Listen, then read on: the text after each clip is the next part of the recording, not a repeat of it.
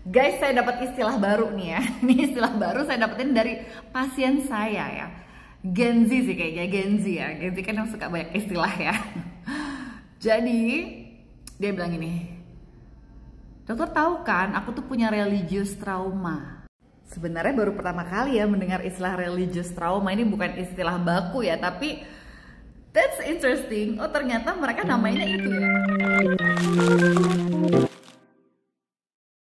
Hai guys, balik lagi sama kita di Kupas Berita. Jadi di Kupas Berita kali ini kita mau bahas istilah Gen Z bang, istilah religious trauma. Mungkin penonton ada yang tahu religious trauma Mungkin itu penonton apa? yang Gen Z kali. Gen Z ya. Enggak, kalau diterjemahkan kan menjadi trauma religius. Trauma keagamaan. Iya, trauma beragama. Apa tuh? Jadi 3 bulan lalu psikiater namanya Dr. Vivi Syarif itu dia bikin konten. Jadi ada Gen Z datang ke dia bang. Dia bilang Gen Z ini ngomong kalau dia punya religious trauma. Jadi religious trauma itu adalah ketika si anak ini dapat ibarat apa ya, ajaran agama dari orang tuanya yang bikin dia trauma gitu, bikin dia jauh dari agama. Justru Kayak ada kan tipe-tipe orang tua yang ngajarin agama anaknya tuh perfeksionis banget, sampai pakai kekerasan, mungkin ya strict banget gitu ya, dipukul ya. Terus juga ada orang tua yang ngomongin dalil-dalil itu tuh kenceng bang, ceramah kenceng gitu kan, ngomongin dalil, dosa, ayat-ayat, tapi kelakuan orang tuanya tidak mencerminkan dalil-dalil yang disampaikan gitu. Terus juga ada tipe orang tua yang dia tuh memaksakan anaknya, kalau Dr. Vivi bilang soal hijab, dia memaksakan anaknya soal hijab dan anaknya tuh jadi memberontak, jadi rebel gitu kan. By the way, Dr. Vivi ini berjilbab ya? Berjilbab ya, Dr. Vivi ini berjilbab juga.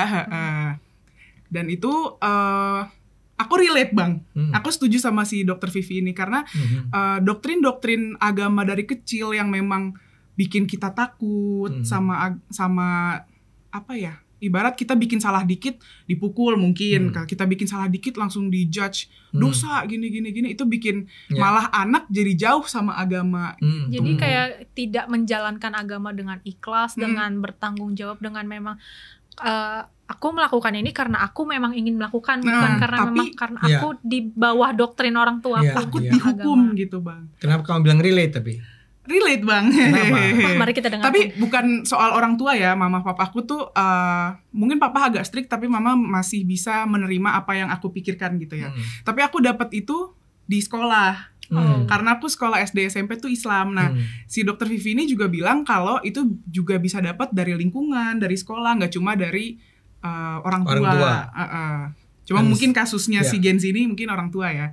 Kalau aku dapatnya dari sekolah bang. Jadi di sekolah aku tuh bener-bener dia kan sekolah Islam. Cuma yang aku lihat dia nih ngajarin nggak ngajarin soal toleransi. Jadi ilustrasinya gini bang. Kalau misalkan aku lagi sekolah, di situ ada pelajaran pendidikan kewarganegaraan, ada PKN, sama ada agama. Jadi pas PKN itu gurunya bilang, iya kita ini negara Bhinneka Tunggal Ika, berbeda-beda tapi tetap satu. Ya udah kalian kalau misalkan ada temen yang agamanya Kristen, Katolik, bla bla bla, kalian tuh harus dirangkul, berteman. Tapi ketika masuk ke pelajaran pendidikan agama Islam, langsung kafir, gak boleh temenan sama kafir. Kafir itu kalau misalkan kalian berteman dengan kafir, ya kalian bakalan jadi kafir. Kalian itu gurumu yang bilang begitu? Gurunya gitu. Jadi aku banyak banget di SMP itu dapat doktrin-doktrin yang kok Islam jadi kayak kesannya mengujar kebencian gitu. Aku dapetnya dari situ. Akibatnya apa?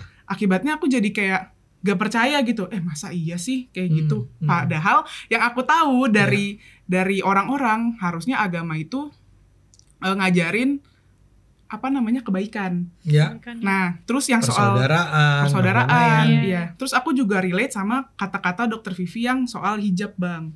Aku tuh beneran yang kayak pas SMP tuh emang dipaksa banget berhijab, tapi sama sekolah. Jadi karena bukan sekolah Islam, karena sekolah Islam, tapi mereka juga memaksa anak didiknya untuk pakai hijab di luar sekolah. Di luar jam sekolah mereka harus pakai juga, mengikuti peraturan itu. Dan itu aku bener-bener yang kesiksa banget ya waktu itu karena aku ngerasa aku nggak nyaman pakai hijab kan. Itu berlangsung sampai aku SMA karena ada. Jadi selama SMP itu kamu menggunakan jilbab di sekolah maupun di luar sekolah? Maupun di luar, karena kalaupun di luar ketahuan kita nggak pakai hijab, kita bakalan kayak di videoin, terus nanti mungkin dapat scoring or something gitu, bakal dapat hal-hal tekanan seperti itu. Padahal itu membuat kamu tertekan. Iya. Sampai akhirnya pas aku SMA kan udah mulai yang lepas pasang gitu Bang, jilbabnya udah mulai agak berani kan. Sampai aku di titik pas kuliah itu aku nggak pakai jilbab sama sekali. Sampai di titik orang kalau nanya aku agamanya apa, aku nggak mau jawab. Karena aku takut Muslim, hijabnya mana? Aku nggak mau jawab sama sekali. Terus kayak kalau ditanya, ini Kristen ya? Iya, aku iyain aja. Karena aku nggak mau Dan namamu kebetulan Egracia. Karena waktu aku notice nama dia, ini kok kayak nama baptis ya? Iya tampaknya kayak Manado gitulah ya. Cuma aku kan nggak bisa self diagnose kalau aku religious trauma ya. Tapi tapi saya mau tanya nih ya, walaupun kamu mengatakan tidak bisa mendiagnosanya, tapi apakah kemudian itu menyebabkan agama nampak sebagai sesuatu yang tidak menyenangkan, yang tanda petik menakutkan, begitu nggak? Iya, menakutkan, terus juga jadi bikin tertekan Bang, terus maaf ya, kalau misalkan ada keluarga atau saudara agak muak ya. Aku sampai di titik muak gitu. Nggak, saya rasa itu tepat bisa kita gunakan istilah religious trauma. Karena kan religious trauma tuh intinya ketika ajaran agama yang memang seharusnya tadi dibilang mendamaikan, bikin menyebarkan kasih sayang, toleransi, itu justru kayak membuat orang tuh takut, trauma, tertekan, bahkan sampai di titik ya tadi muak, trauma, bahkan udahlah nggak usah percaya sama agama. Akhirnya jadi ya mungkin ateis atau kalaupun agnostik. Percaya Tuhan, agnostik jatuhnya gitu. Ya, saya mau bilang sebelum lebih jauh, penonton, karena Egra itu setiap hari, Cindy kan kita dalam sebuah kelompok kerja yang sama ya. Ini anak baik. Jadi dia anak baik. Saya agak sedih sih mendengar kamu sampai tahap muak. Artinya saya ngerti bahwa ketika kamu mengatakan muak tuh bukan berarti kamu membenci agama. Tapi memang itu adalah perasaan yang sangat normal terjadi. Kalau Egra bercerita bahwa pengalaman beragama Egra adalah seperti itu. Terus menerus dijudge, disudutkan. Kalau tidak salah Egra pernah cerita kan ketika di sekolah memutuskan untuk tidak berjilbab, terus teman-teman menjauh. Yang jauh, bener. Bayangkan betapa tidak menyenangkannya kan perasaan yang ada dalam diri Egra mengenai agama. Oke, kembali ke kamu. Tapi bukan berarti aku kayak udah yang kayak nggak percaya Allah itu ada sebagai Muslim gitu, enggak. Tapi lebih ke ajaran-ajarannya. Aku sampai di tahap dimana ya udahlah, aku Muslim, aku beribadah dengan caraku sendiri gitu. Sampai ada di tahap itu gitu. Dan soal hijab tuh sebenarnya aku sama orang tua aku sempat ada perdebatan pada masa itu. Tapi ya puji Tuhan, alhamdulillahnya sudah lewat ya. Karena aku dengar cerita sampai ada anak yang karena dipaksa pakai jilbab gitu, sampai yang mohon maaf kayak sampai gila gitu Bang. Karena dia dipaksa untuk tertekan gitu. Iya. Mungkin bukan gila dalam artian gila yang gimana, tapi ya stres gitu. Kayak mungkin jadinya entah benar atau enggak ya, jadi anxiety disorder gitu nggak sih, kayak ketakutan, cemas kalau misalnya dia nggak pakai jilbab, nanti orang ini nggak ya ngelihat gue gimana orang.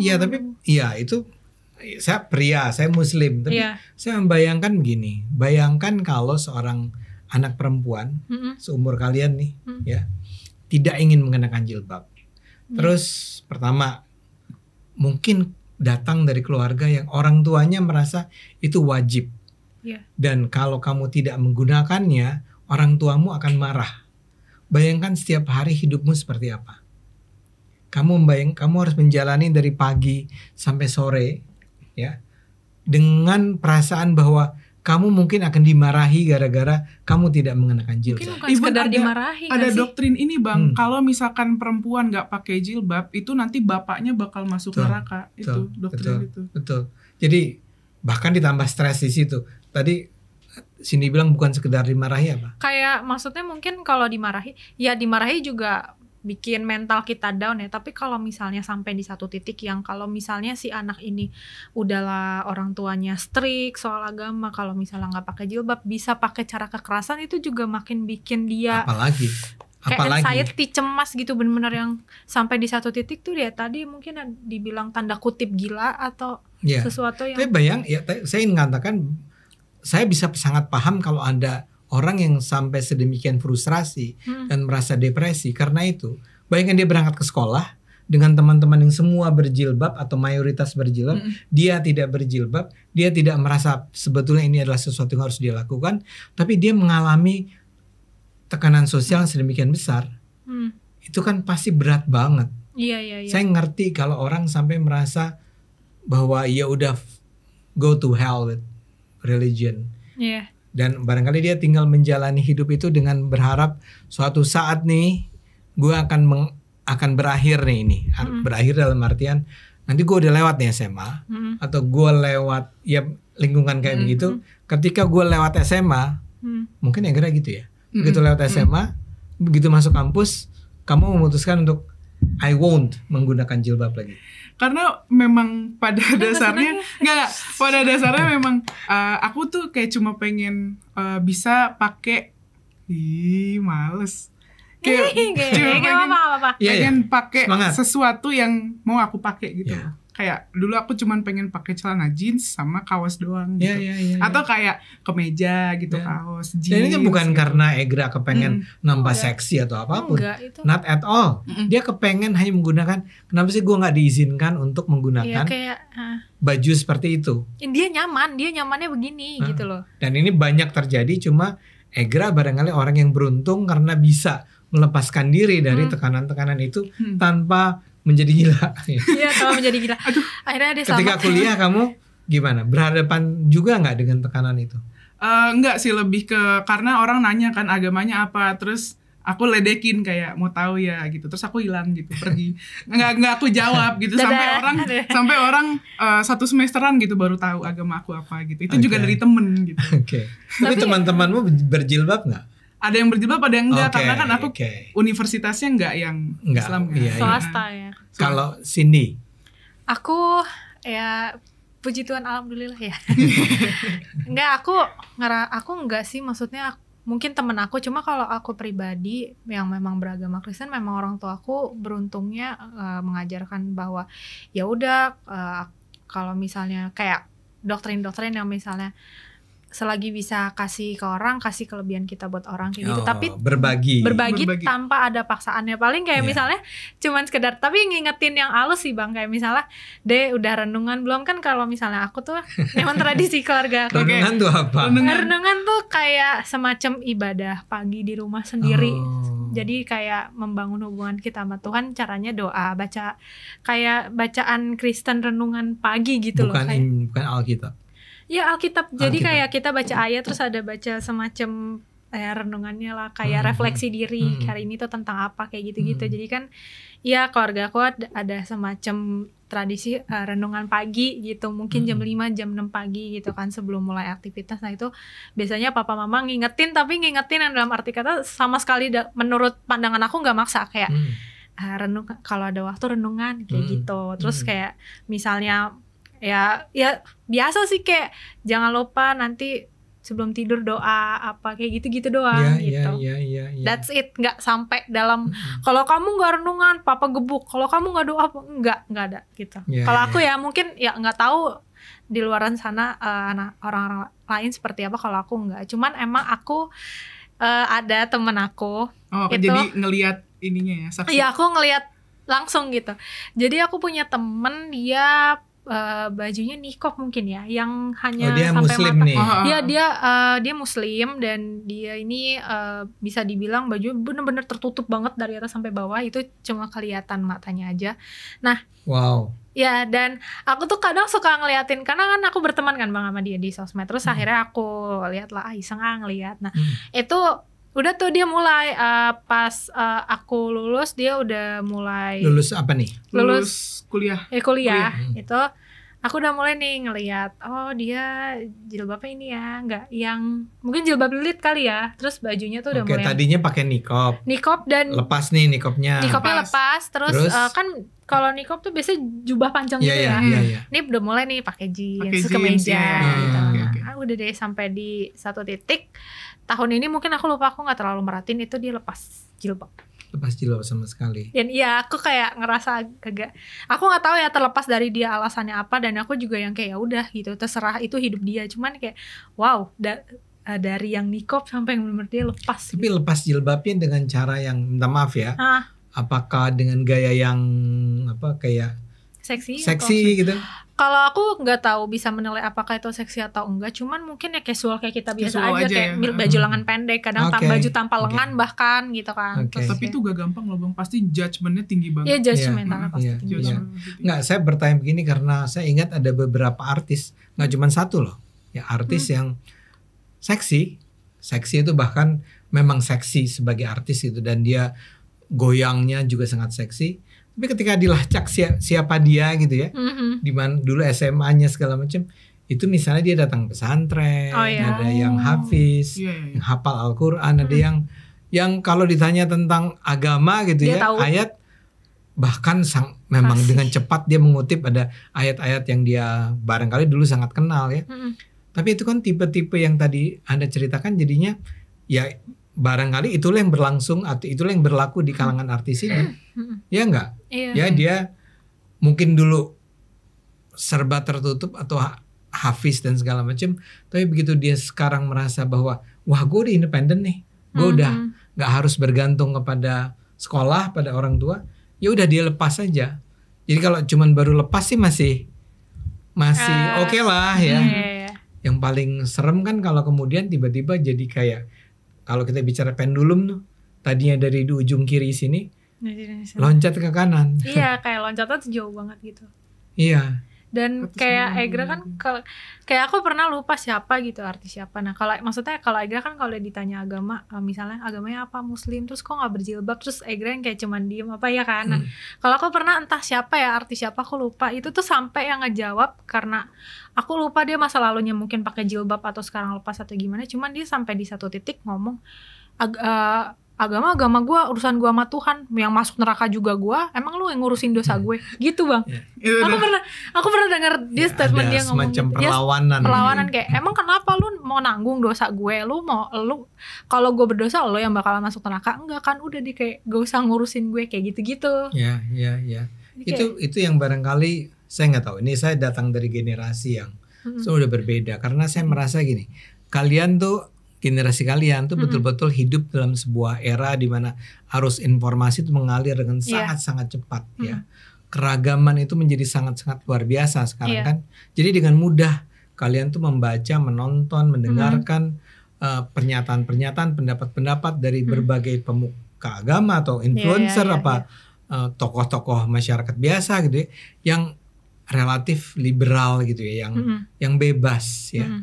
Yang ingat yang cerita ada seorang selebgram yang makan babi, dia seorang muslim babi, tapi dia kemudian pakai bismillahirrahmanirrahim. Lina Mukherjee. Biar gimana pun itu ada sekarang di media ya. Jadi tantangan buat orang-orang yang masih berusaha mengajarkan agama dengan mengatakan hitam putih, ini boleh, ini nggak boleh gitu ya. Kayak minuman keras, alkohol sedikit pun nggak boleh. Misalnya itu dipaksakan kepada anak-anak muda sekarang, sementara dia ngelihat orang-orang lain minum dengan sangat mudahnya. Iya. Itu marah nggak sih gitu loh? Marah lah. Itu akan menyebabkan kemarahan, dan yang paling menakutkan adalah seperti kamu katakan, Cindy. Dia pelan-pelan menjadi, pertama-tama tidak menjalankan lagi. Misalnya tadinya dia sholat, terus pelan-pelan, nggak penting, orang lain juga nggak sholat, dia nggak sholat. Ya, tapi masih tetap Islam, masih tetap kali kalau Idul Fitri gitu ya, tetap merasa bahwa ini halal nih haram, dia masih ada tuh di kepala. Tapi lama-lama dia mulai meninggalkan itu. Misalnya pernah dengar istilah agnostik kan? Iya, percaya adanya Tuhan tapi dia tidak memilih untuk percaya pada agama manapun ya. Dan tapi yang sekarang juga terjadi di dunia adalah pelan-pelan semakin banyak orang ateis.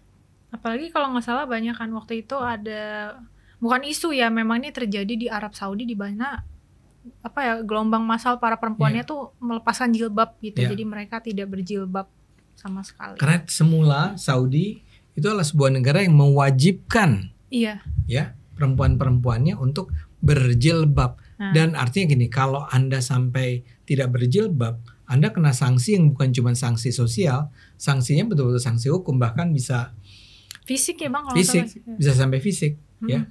And all of a sudden sekarang tiba-tiba saja pemerintahnya tuh kayak alih haluan. Muhammad bin Salman tuh putra mahkotanya, Pangeran Muhammad bin Salman menganggap bahwa kita udah nggak bisa lagi hidup seperti ini. Ya, kita akan terus tertinggal, kita akan terus menjadi sebuah negara terbelakang. Maka kita bebaskan perempuan. Tadinya perempuan nggak boleh nyetir aja, nggak boleh.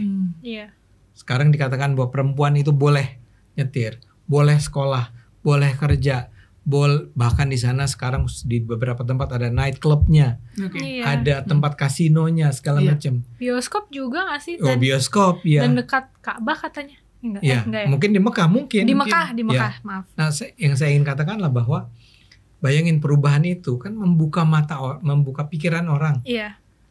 Nah, jadi kayak orang merasa bahwa gimana ya, selama ini kita diajarkan untuk nggak boleh ini, nggak boleh ini, nggak boleh ini, nggak boleh. Tiba-tiba sekarang kata pemimpin kita nggak apa-apa. Nggak apa-apa, silakan aja. Nggak usah diikutin. Gimana Anda masih percaya sama agama kan? Iya. Dulu dibilang agama begini aturannya. Sekarang agama nggak usah dipercaya. Ya saya jadi nggak percaya beneran. Nah, ini yang terjadi di sana bahkan di Saudi aja seperti kamu bilang Cindy, mulai ada gejala orang agnostik dan bahkan ateistik. Kalau di Eropa sih emang udah begitu lama sih ya kebebasan terjadi. Jumlah orang-orang yang memilih untuk tidak beragama atau tidak percaya Tuhan itu memang sangat besar. Nah, kita sekarang di Indonesia, Egra menyebut jangan-jangan kalau ini terjadi nih religious trauma, maka akan semakin banyak orang yang dari tadi sebuah negara yang disebut religious segala macam, pelan-pelan semakin banyak orang meninggalkan agama atau tidak menjalankan perintah agama. Karena kalau yang aku lihat banyak teman-teman aku yang di Gen Z ya, yang udah muak aja sama agama juga banyak. Makanya ngobrol sama aku nyambung Bang. Ya. Karena jadi nyambung dan dia kayak ngerasa gue udah capek deh sama doktrin-doktrin kayak gitu dari kecil gitu. Gue mau hidup damai aja kayak gitu, banyak. Memang ada beberapa. Iya. Ya bayangkan kalau kamu diajarkan untuk beragama, tapi kemudian muncullah pemuka-pemuka agama yang menyebarkan kebencian, yang menyebarkan permusuhan. Anda sakit hati gak sih? Iyalah, sakit hati. Dikatakan Islam rahmatan lil alamin, artinya rahmat bagi sekalian alam. Tapi yang muncul adalah ya kayak sekarang berantem soal Habib ini. Apakah Habib itu keturunan Nabi atau bukan? Buat masyarakat rasional ini memang menjadi semakin nampak tidak masuk di akal agama itu. Makanya saya ngerti kalau ada yang namanya religious trauma syndrome itu. Begitu. Ternyata ada. Dan related gitu. Jadi mungkin kalau penonton ada yang merasakan hal yang sama, boleh juga sih cerita-cerita di bawah. Kadang kalau misalkan kita udah speak up kayak gini, banyak yang cerita Bang di bawah. Aku bacain tuh satu-satu walaupun bukan pakai akun Cokro ya, pakai akun sendiri gitu. Dan pesan kita adalah mungkin coba untuk tanamkan nilai-nilai agama tapi dengan pendekatan cinta kasih. Jangan coba menanamkan doktrin kalau anak Anda tidak mau untuk memberontak ya. Kalau anaknya nakal, diajak ngomong. Jika anak Anda ingin mencintai agama dan Tuhannya, ya tadi ajarkan dengan pendekatan kasih sayang. Dan kalaupun misalnya tidak boleh dilakukan, kasih tau alasannya tuh kenapa. Jangan cuma larang tanpa tahu. Kayak misalnya tadi Bang, alkohol, kayak alkohol nggak boleh, ya dalilnya atau mungkin ayatnya atau apa yang pokoknya nggak boleh. Pokoknya itu haram. Dari segi logikanya dulu, nih nanti bisa bikin sakit atau gimana. Ginjal dan kalau kalau ternyata anak Anda itu tetap tidak menerima ajaran itu, jadi kita udah bilang jangan nonton film porno. Dia nonton film porno juga. jangan minum alkohol, dia minum alkohol juga. Barangkali itu adalah bagian dari cobaan hidup kita yang biasa-biasa aja. Nggak usah terus murtad. No. Wow. Oke. Berat ya? Berat ya, aduh. Semoga kita bisa beragama dengan akal sehat. Mantap. Amin. Oke. Oke, itu aja yang bisa kita bahas di Kupas Unita kali ini. Kalau penonton ada ide-ide konten mau bahas ini kah, atau mau sharing cerita, boleh komen di bawah. Jangan lupa like, comment, subscribe. Jangan lupa apa sih? Jangan lupa, gak usah nangis. Oh ya. Jangan lupa stay tune terus episode Kupas Berita berikutnya. Bye-bye. Bye-bye.